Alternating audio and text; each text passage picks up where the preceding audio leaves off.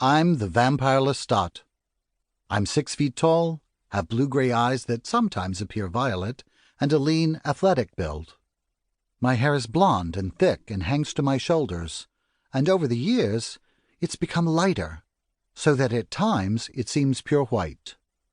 I've been alive on this earth for more than 250 years, and I am truly immortal, having survived any number of assaults on my person and my own suicidal recklessness, only becoming stronger as the result.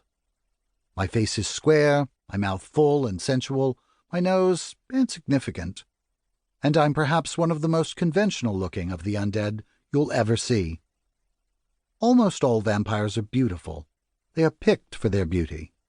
But I have the boring appeal of a matinee idol, rescued by a fierce and engaging expression. And I speak a brand of easy, rapid English that's contemporary, after 2 centuries of accepting English as the universal language of the undead. Why am I telling you all this, you might ask? You, the members of the blood communion, who know me now as the prince.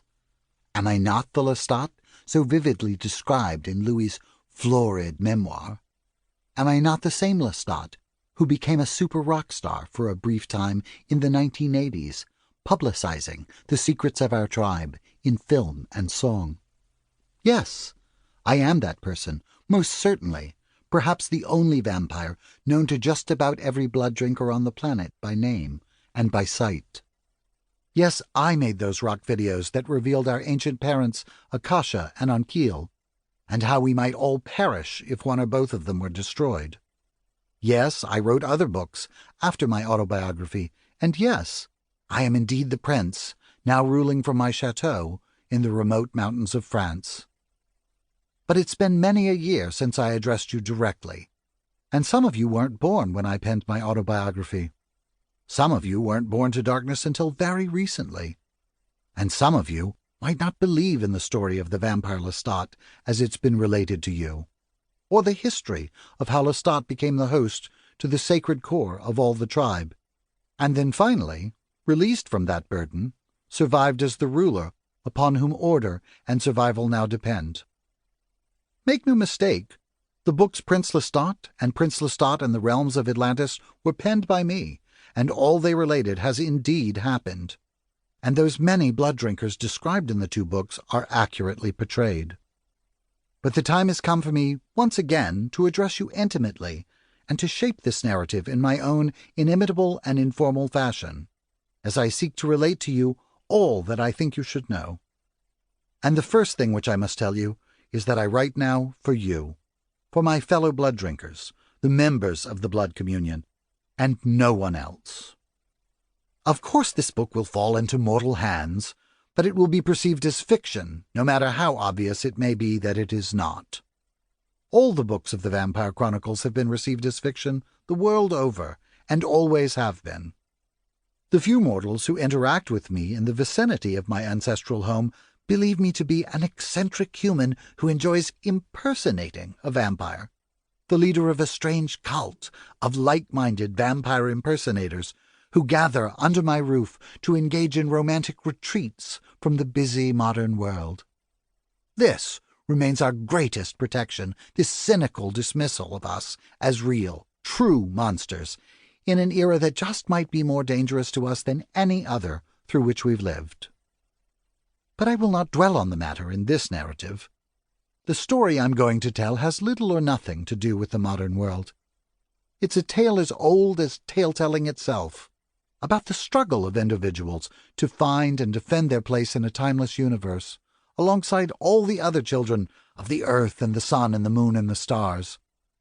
But it is important for me to say, as this story begins, that I was as resentful and confused by my human nature as I'd ever been.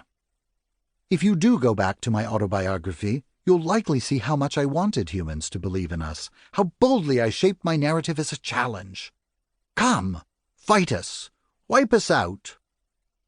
There ran in my Frenchman's blood only one acceptable version of glory, making history among mortal women and men. And, as I prepared for my one and only rock concert in San Francisco in the year 1984, I did dream of an immense battle, an apocalyptic confrontation to which elder blood drinkers would be awakened and drawn irresistibly, and young ones incited with fury, and the mortal world committed to stamping out our evil once and for all. Well, nothing came of that ambition. Nothing at all. The few brave scientists who insisted they had seen living proof of our existence met with personal ruin, with only a precious few being invited to join our ranks, at which point they passed into the same invisibility which protects us all.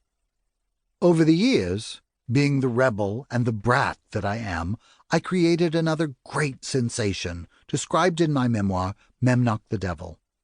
And that too did invite mortal scrutiny, a scrutiny which might have seduced yet more hapless individuals to destroy their lives, arguing that we were real.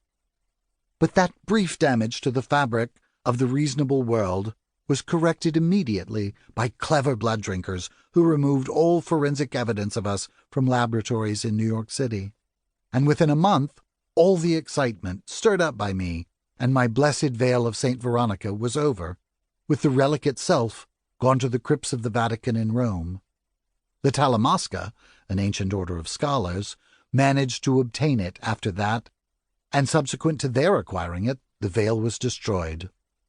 There's a story to all that, a small one anyway, but you won't find it here. The point is, for all the fuss and bother, we remained as safe in the shadows as we'd ever been. This story, to be precise, is about how we vampires of the world came together to form what I now call the Blood Communion, and how I came not only to be prince, but to be the true ruler of the tribe.